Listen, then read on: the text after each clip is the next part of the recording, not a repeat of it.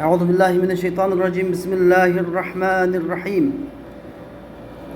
Elhamdülillah ve salatu vesselamu ala Resulillah ve ala alihi ve sahbihi ve men valah ve ba'd.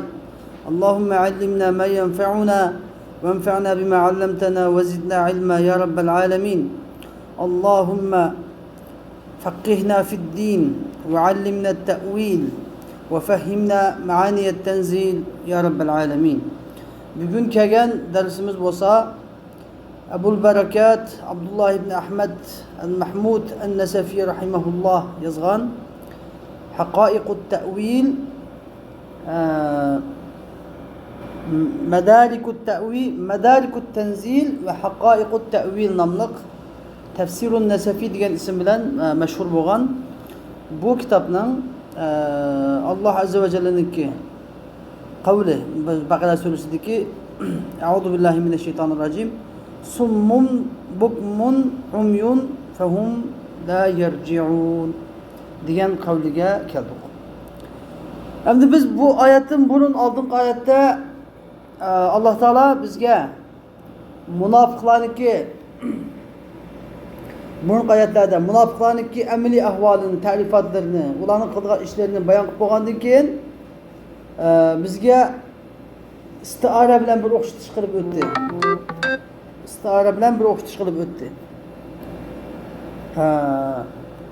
Ulaikellezine işteravu dalalete bil huda fema rabihat ticaretuhum ve ma kanu muhtedin deb.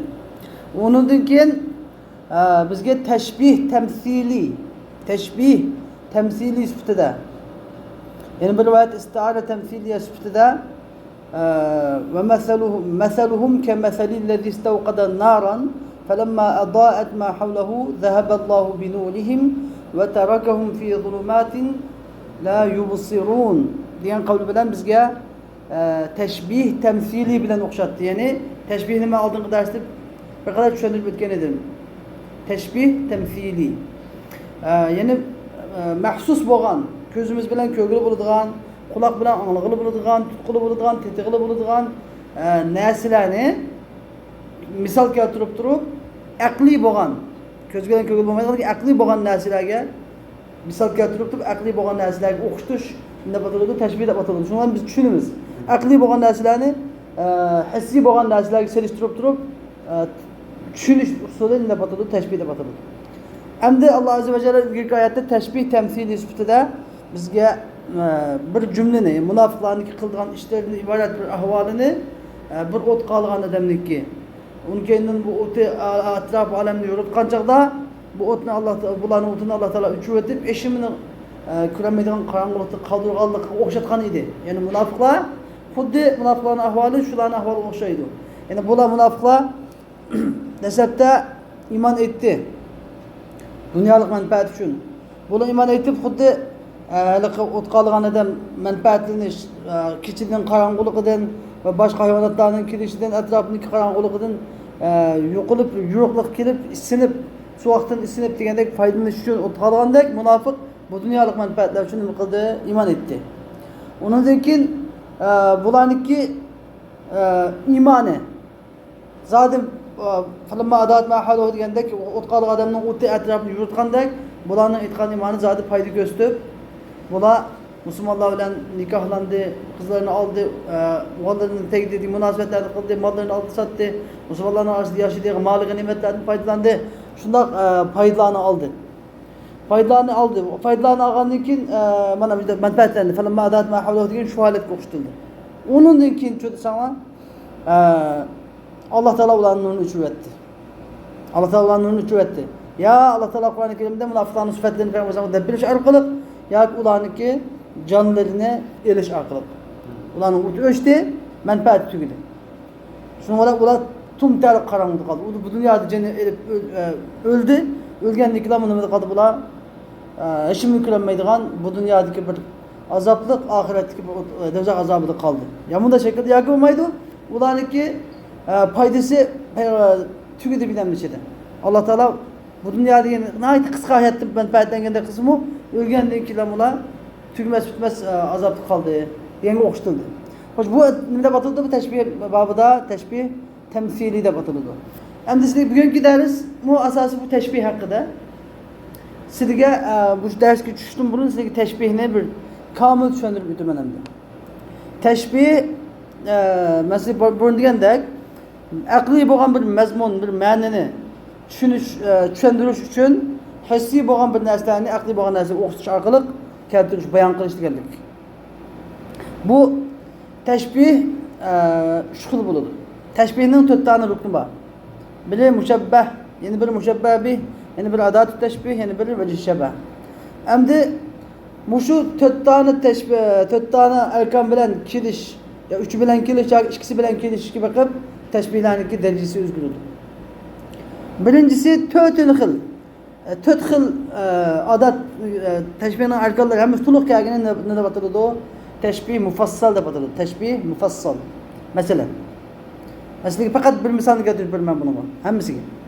Zaydun kal asadi fi shijaati. Zayd shijoatda shirga o'xshaydi. Desak, mishadiki Zayd degan mushabbah. Kaf adat tashbih, al asad mushabbah bih fi shijaati ve shabah. Bu to'liq 4 tashbihning 4 arkani hammasi to'liq kelganida batiladi. Tashbih mufassal deb ataladi. Uni keyin ikkinchi xili. Ya'ni bu birinchi xildan bir oz yuqori, darajasi mustavosi, saviyasi bir oz yuqori.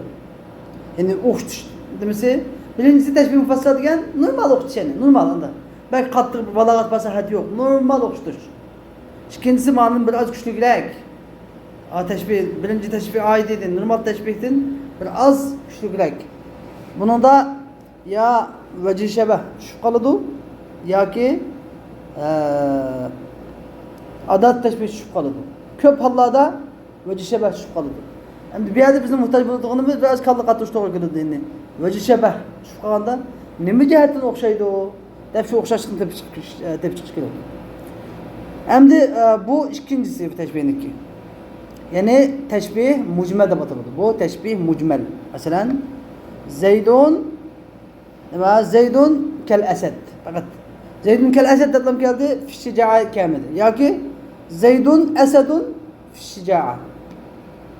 Ya adat teşbih düşüp kalıdı ya ki vecih şebah düşüp kalıdı. Bunun da batıdı o teşbih mucmel de batıdı. Ma o teşbih müfessadın bir derece yukarı bir derece balagatlı. Üçüncüsü en yukarı perdesi teşbihinin en yukarı perdesi ne de batıdı o teşbih belir.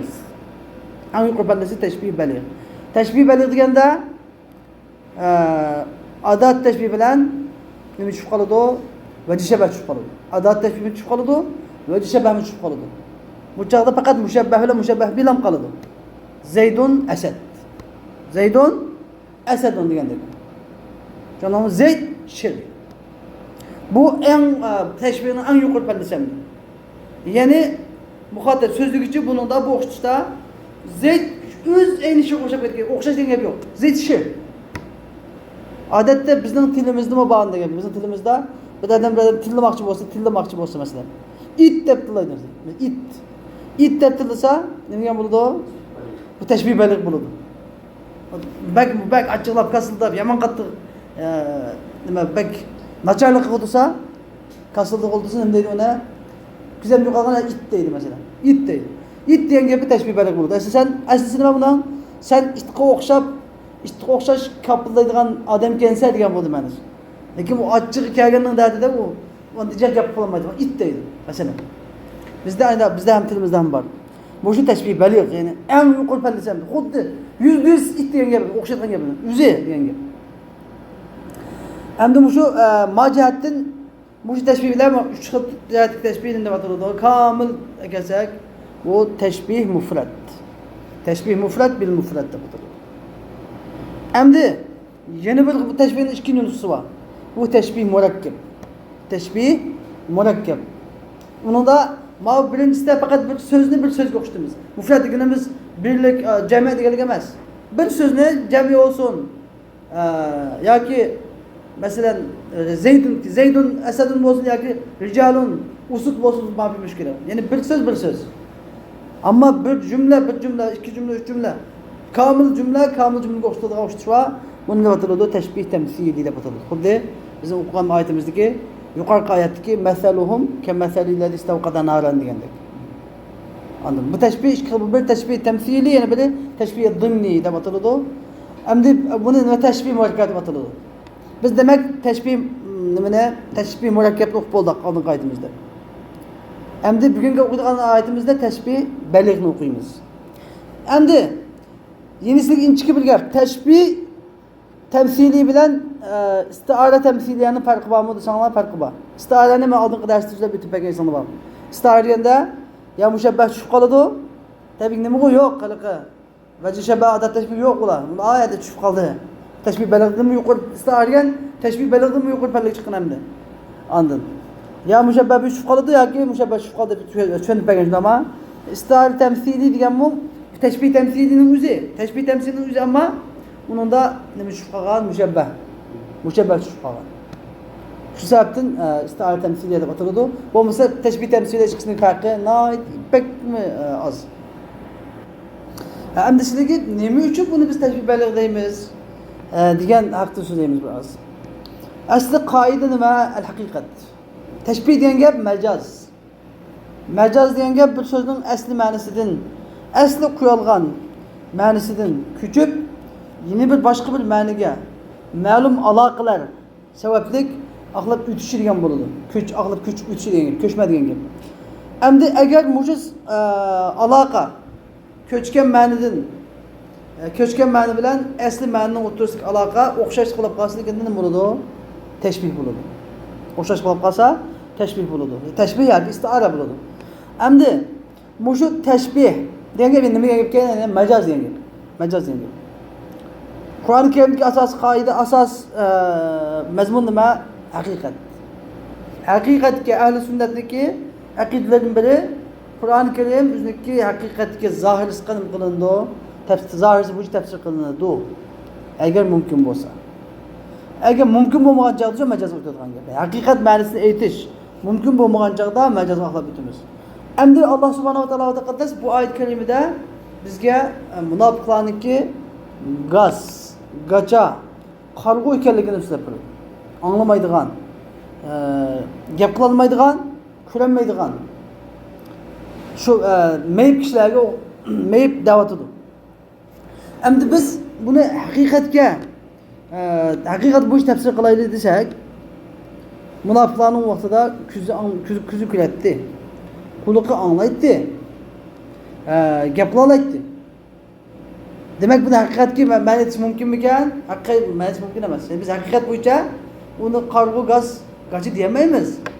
Demak unda o'zi qanday buni desa, demak bu yerdagi ma'no majoz ekan.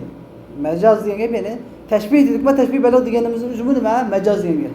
Demak Alloh taolo bularni o'qishni o'tibdi. Ya'ni xuddi al-munafiqin innal munafiqina kal asammi fi adamil intifa'i bil uzun bil adhan kal bukmi fi adamil intifa'i bil lisan bin nutq kal a'ma bi adam al-intifa' ma bil ibsar bil basar. Şunun benim tevajjih şabahı şu. Demek ya bu eserdeki Allah Teala demek çoğunu bula xuddi pang adam yani xuddi bula gaz pang adam gap anglayolmagandek bula o'xshashlik tarafi panglar buni o'xshash tarafi panglar gap normal gap qanday gap bo'lsa ovoz anglayolmaydi. Bular bu anglashdan iborat bo'limi bilan bu xulqdan foydalanmaydi ekan. Az anglashligicha gapni anglamaydi ekan. Haq gapni anglamaydi ekan. Bular xuddi gachiga o'xshaydi ekan bular. Nimada? So'zlanmaslikda. Ya'ni bular xuddi gacha so'zlash qobiliyatidan foydalanmagandek, bular haqni so'zlashdan foydalanmabdi. Tili bilan haqni so'zlashdan foydalanmagan ekan bular. Ammo bular xuddi qarg'u o'xshaydi ekan. Qarg'u biyasini kurashdan foydalanmagandek, ko'z ko'rmagandek. Bular haqiqatni kurashdan qarg'ulab qolgan foydalanmaydigan odamlar ekan. Deb Allah Teala bilan buni aytgan gap. Qattiq aytgan edi. Gapirgan gap. Demak bu tashbih baligh bilan gapirgani bular o'zini pang bular. Degan gap ya'ni Anlamaydı bu gap anlamaydı. Bu kendi formuna yarıyor. Bunu müşündaq gaz, gaça, pan, haqni anlaştın gaz, haqni köş sözleştin gaça, haqni köştün qargı bağlılık üçün bu herkesmi bunun bu azgınlığını qaytmaydı. Hidayet qaytmaydı, bu tuğan azgınlığını qaytmaydı. Demek bugünkü dersimiz bunu şu. Hoş emde Allah azze ve celle deydi ki ayet-i kerimede Euzubillahimineşşeytanirracim summun bukmun umyun fehum la yerciun. Yani summun yani ular gastur, gaçudur, kargudur. Ular şu sebeple ular qaytmaydı deydi. Yani hum summun ular gastur deydi. Summun pangdur. Emdi bir şey dedi ki demek çoğunu yani nemiş ki hum summun deydi sana. Yani ki summun yani ki hum yani mubtada summun haber yani. Summun birinci haber, bukmun ikinci haber, ummun üçüncü haber. Mubtadanın. Çünkü bana ayetteki mesaluhum deyip ki hum geldi demişti ki hum. Onu beş hemimiz ne akıllı sözeydi o ayetten başında münafık akıllı sözeydi. Demek summun diye yaptın gap sözsüz demek ki o. Yani mubtadanın ki münafıklar yanında kaldığı çıkıyor. Şu sebepten biz bunun teşbih belirleyimiz. Eğer de bir şeyde mubtada takdir kılmagan bolsak idik bunu biz teşbih belirlemeyi ne dedik? İstiare dedik. Çünkü istiare nima? Müşebbeh bih yoki müşebbehdan birisini qilgan şu qilgan bolsa dedik. Miyada qarasang şu qilgan degan bilan 5'ga aytibdi bu 5'deki mesaluhum hum. Yani munofiqlarniki shu xabarda summun bukmun umyun. Yani hum summun. Yani o munofiqlar pangdur. Kanat havasuhum selime. Endi bir savol kirish kerak. Ular pangmidi munofiqlar? Ular amaliyotda bir quluqi, ko'zi, tili ishlamaydigan miydi, meyipmidi ular desa, da'vatdagi bo'lsa, kanat havasuhum selime. Ularning bu sezgi a'zolari, quloq, ko'z, tildan iborat a'zolari sog'lom edi deydi. Walakin lamma saddu anil isaqati ila al-haqqi masami'ahum. Biroq ular emniyetçilerge ne demek lazım? Vecih şebehinde oldu da. O vecih şebehinde. Bırak ular hakka kulak siliş. İsakı diye istima diye. Hakka kulak siliştin mesamihun ulanın kulaklarını toskallıkının citedin. Ve ebev en yuntiku bihi elsinetehum. Ve bu hakni ular tillerini hakni sözlütüşten hakni sözlütüşke unumağallıkının citedin.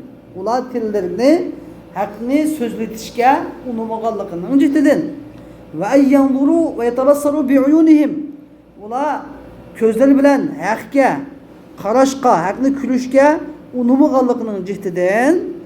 Ju'ilu keennema ifet meşairuhum. Ular xuddi ularning sezgi a'zolariga afat tekkandek itibar qilindi. Afat tekkandek holatda qilindi. Bo'lmasa ishlaydi. Ya'ni vajha bana bayaq badicha, bular endi manfaatlanmaganlik uchun nimaga o'xshatildi? Xuddi pang gaz gacha qarg'aga o'xshatildi. Endi xo'sh, va tariqatuhu. Endi shunday o'xshatishniki yuqorqi bunda holatlarga o'xshatishning yo'li endi ulama'il bayan, yani bayon ulamalariningki ko'z qarashida demakchi, yani balog'at fasohat demakchi. Tariqatu ko'z qarashida tariqatu qawlihim ularniki bunda degan gapining yo'li o'xshaydi deydi. Bularning yo'li ulamo bayon ulamolarining ko'z qarashida bularning tuvandiki bunu qavliniki yo'lidir. Ya'ni hum luyusun. Ular hum luyusun deydi. Hum luyusun degani yani lişşeca'an. Luyus degan gap Laythning ko'p shakli. Layth degan asad degan gap. Asadninki yani bir asadniki bir necha ismi bor. Arab tilida qanday bir narsa bek mashhur bo'lsa unga noit ko'p ism qo'ydi ekan. Asadniki yamancha qismi bor arabchada. Masalan, Luyus, Layth deydi, Qasvara deydi, yangi qismi bor. Bakada. Mumkin edi masalan shadiki shijoatli kishilar uchun Luyus deb qo'yilgandek. Hum luyusun deydi, ular shirdir, arslanlardir deydi. Yani şicaatlik, batur, pahlivan kişilerge. Hum buhurun deydi, dil eskiya.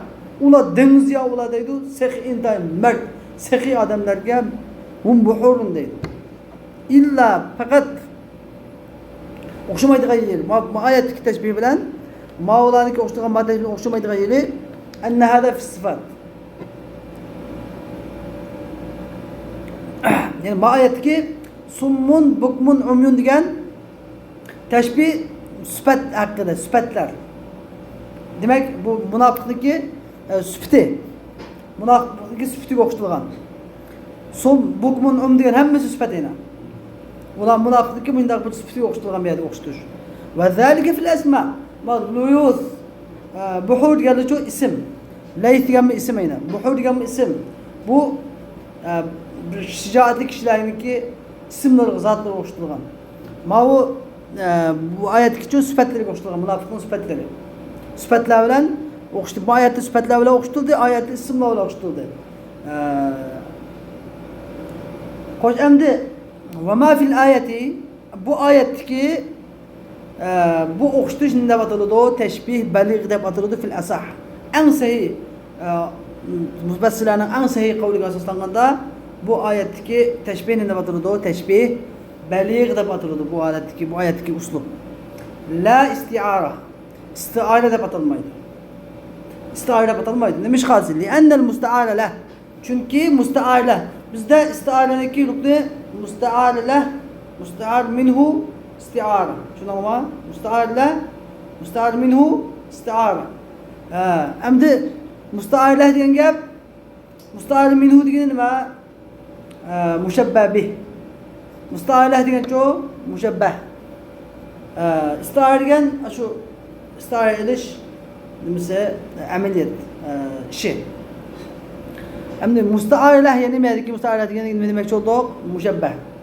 Bir yerdeki müşebbeh mezkurun zikir kılınmışıdır. Ve hum el münafikun. Onlar bolsa münafıklardır. Yani summun bukmen ki hum summun diyen boludu. Bir yerde müşi ayetler zikir kılınmagan bilen mi? Beşi zikir kılınğanda bu. Çünkü o summun bukmen ummi diyenimiz haber. مبتدا ماذا من تقدير مقدر وهم المنافقون والاستعارة إنما تطلق استعارة قد لا يدشل تلدود زمان نشخص نسل بعد başka derslerde mu istiare diyen innema tutlaku haythu yutwa zikrul mustaarleh yani mustaarlehnin zikri katlangan yerde yani mustaarleh zikri kılınmagan asli zikri kılınmalıdır yani istiarede mustaarleh yani müşebbeh asli zikri kılınmagan buluş gerek ya ki müşebbeh bih kılınmagan buluş gerek çukum müşebbeh ya müşebbeh bihin ilişkisi birisi zikri kılınmaydı şununla dalalet kılgan fiil ya ki şunun alakadarlarının biri bayan kılınır fakat istiarelik çekilme o ve yüc'alul kelamu huluven anhu kelam söz mustaarlehtin hali kılınıdır hali yok demek salihan li ey yurade bihil menkulu anhu vel menkulu ileyh levla delaletul hal evfe'vel kelam yani şu delicide buludaki söz eğer dalatul hal şu halet bir dalalet kılmasa ya ki